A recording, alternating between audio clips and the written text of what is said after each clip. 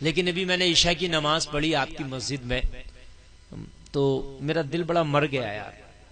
مسجد چیخ چیخ کے کہہ رہی ہے کہ میری تعمیر کراؤ, چیخ چیخ کے کہہ رہی ہے. پرانی عمارت, بوسیدہ مسجد نیچی ہو گئی. ہماری بلڈنگیں کتنی کتنی اونچی اونچی بن جاتی ہیں, کتنی ہائی فائی ہم بنا لیتے ہیں, لیکن یار ایک بات بتاؤ, اپنے گھر اتنے اچھے, اللہ کے گھر کی طرف ہماری توجہ ہی نہیں ہے. میدان محشر میں کہیے اللہ کا گھر ہمارا دامن پکڑ کے نہ کھڑا ہوگا. ذرا غور کیجئے کہ مسجد کو بنانے کے لیے رحمت آ رہا ہے گا کہ مسجد کو جانتے نہیں ہو آپ مجھے, بیٹا تقریر سن لو, آپ جانتے نہیں ہو, پھر تقریر پوری تمہارے اوپر کر دوں گا میں.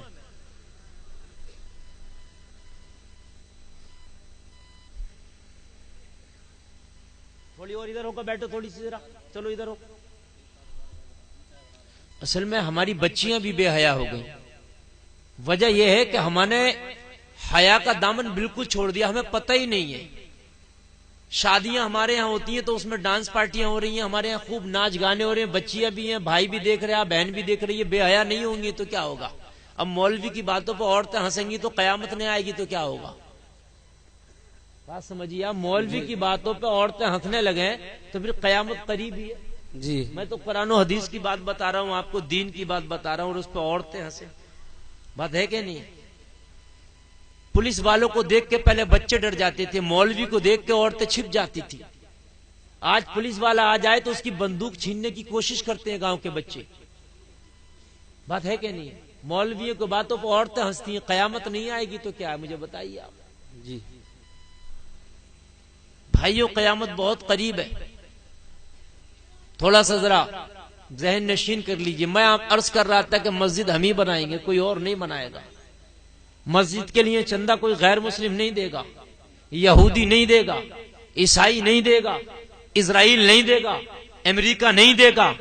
لوگوں, ان مسجدوں کے لیے چندہ یہ بستیوں کے غریب ہی دیں گے. لیکن کاش ہمیں یہ سمجھ آ گئی ہوتی, کاش ہم نے اتنا سوچ لیا ہوتا کہ یہ مسجدیں بھی میدان محشر میں ہمارا دامن پکڑ سکتی ہیں, کہ جن کی عمارتیں اتنی بوسیدہ ہیں, اتنی بوسیدہ ہیں کہ مسجدوں کو دیکھو تو ایسا لگتا ہے کہ یار غریب آدمی نے بھی اپنا گھر اچھا بنا لیا ہوگا, لیکن ایک مسجد ہے کہ ہم پوری بستی مل کے بھی اسے اچھے سے بنا نہ پائے. آپ کی مسجد دیکھ کے ایسا لگتا ہے یہ بستی بہت غریبوں کی بستی ہے, اتنی غریبوں کی بستی ہے کہ شاید جسے کھانا نہ ملتا ہو. میں نماز پڑھ کے آیا, میں نے دیکھا, ابھی میں نماز پڑھنے مسجد میں نہیں جاتا تو نہیں دیکھتا, مگر دیکھا. پھر میں نے اور نظر اٹھائی تو میں نے کہا اس کے برابر میں یہ کون سی بلڈنگ ہے؟ تو مجھے بتایا حضرت یہ بھی مسجد ہی ہے. تو میں نے کہا یہ بھی مسجد ہے, اس پہ چھت کہاں؟ بولے چھت نہیں ہے, ابھی یہ چھت کے لیے چیخ رہی ہے.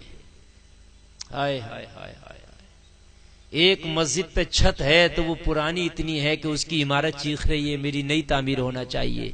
ایک مسجد نئی بنی ہے تو وہ چھت کے لیے چیخ رہی ہے, اس پہ چھت نہیں ہے. ہائے ہائے ہائے. اور تمہارا گاؤں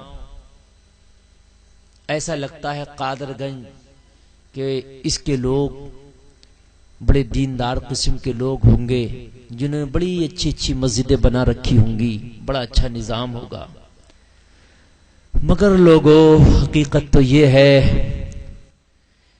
کہ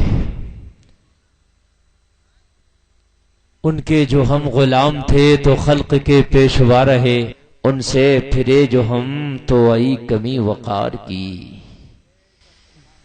دی اذانیں کبھی یورپ کے کلیساؤں میں تو کبھی افریقہ کے تپتے ہوئے صحراؤں میں, دشت و دشت دریا بھی نہ چھوڑے ہم نے, بحر ظلمات میں دوڑا دیے گھوڑے ہم نے. سبحان اللہ. میں تقریر شروع کر رہا ہوں, ذرا آپ کوشش کیجئے میرے پیارے.